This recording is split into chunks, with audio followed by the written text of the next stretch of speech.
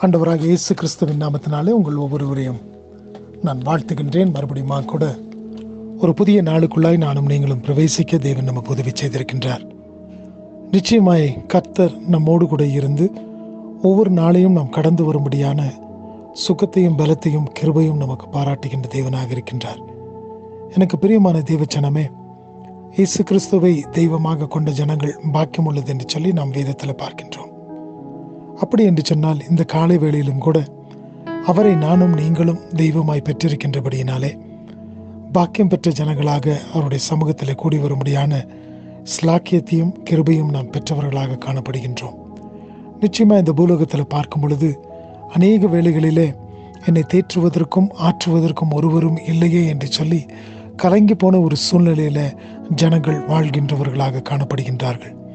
ஆனால் உங்களுக்கும் எனக்குமோ அப்படிப்பட்ட ஒரு நிலைமை இல்லாதபடிக்கு உங்களை ஆற்றும்படியாய், உங்களை தேற்றும்படியாய், உங்களை விசாரிக்கும்படியாக, உங்களை நல்வழிப்படுத்தும்படியாக ஆண்டவர் உங்களோடு கூட இருக்கின்ற தேவனாக இருக்கின்றார்.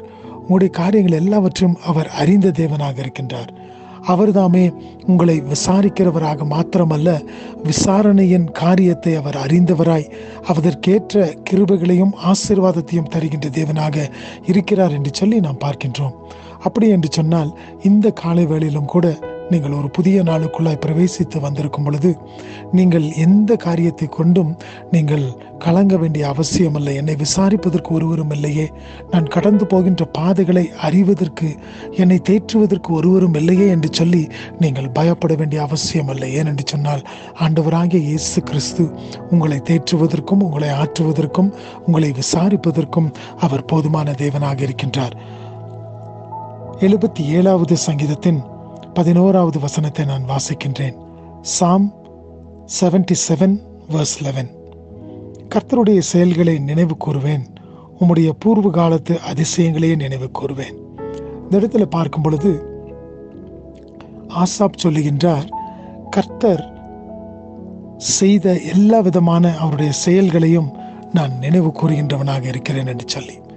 நானும் நீங்களும் கூட இந்த காலை வேளையை துவங்கி வந்திருக்கும் பொழுது கர்த்தர் நம் ஒவ்வொருடைய வாழ்க்கையிலும் செய்திருக்கின்ற செயல்களை நாம் நினைவு கூறும்படியாக ஒவ்வொரு நாளின் காலை வேளையும் தேவன் நமக்கு தருகின்றவராக இருக்கின்றார். அநேக பாடுகள் உபத்திரவங்களின் ஊடாய் நாம் கடந்து வந்தாலும் அந்த நாளை நாம் துவங்கும் பொழுது ஒரு நாளை நாம் எப்படி முடித்தோம், அந்த அடுத்த நாளுக்குள்ளாய் நாம் எப்படி கடந்து வருகிறோம் என்பதை நாம் அறியோம். ஆனால் எல்லாவற்றையும் தேவன் அறிந்திருக்கின்றார். அவருடைய செயல்கள் அவைகள் தாமே நினைவு கூறப்படத்தக்கதாக காணப்படுகிறது என்று சொல்லி நாம் இந்த இடத்துல வாசிக்கின்றோம். அடுத்ததாய் பார்க்கும் பொழுது உம்முடைய பூர்வ காலத்து அதிசயங்களை நினைவு கூறுவேன். ஆம், எனக்கு பிரியமான தேவச்சனமே, நானும் நீங்களும் கர்த்தர் நம்முடைய பூர்வ நாட்களிலே, கடந்து போன நாட்களிலே செய்த அதிசயங்களை நினைவு கூறும்படியாக கிருபை பாராட்டியிருக்கின்றார். ஒருவேளை இன்றைக்கு நான் ஜீவனோடு இல்லை என்று சொன்னால் நான் எப்படியாக நினைவு கூற முடியும்? அவருடைய அதிசயங்களை நான் எப்படி விவரித்து சொல்ல முடியும்?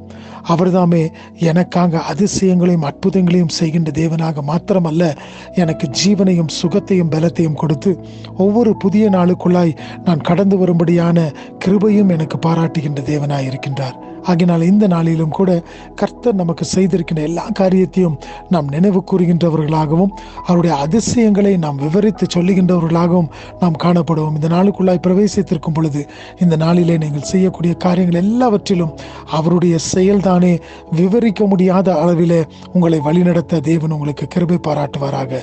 நீங்கள் கடந்து போகின்ற பாதைகள் எல்லாவற்றிலும் தேவனுடைய கரம் உங்களை வழிநடத்தட்டும். இந்த நாள் ஆசீர்வாதமுள்ள நாளாய் காணப்படட்டும். ஆமேன்.